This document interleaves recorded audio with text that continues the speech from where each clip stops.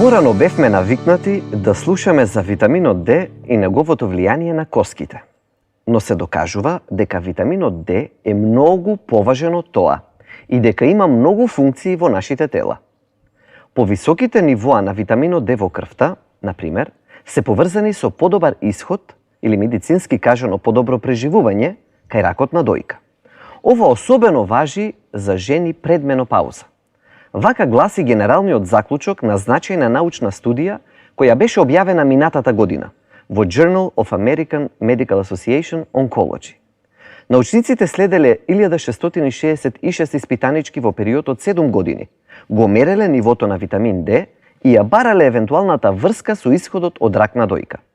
Жените со повисоки нивоа на витамин Д, за разлика од оние со пониски, имале за 28% поголема веројатност за преживување, без оглед на останатите фактори, дури и карактеристиките на карциномот.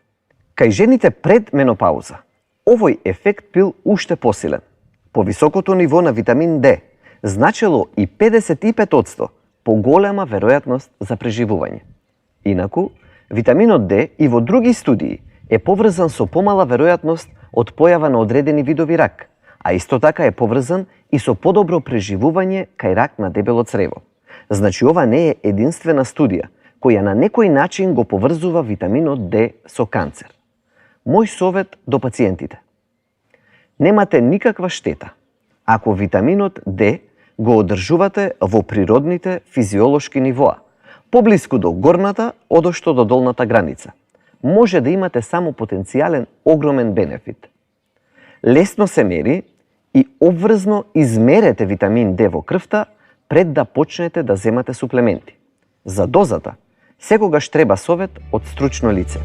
Витаминот Д, конечно, е меѓу најевтините и најбезбедните суплементи.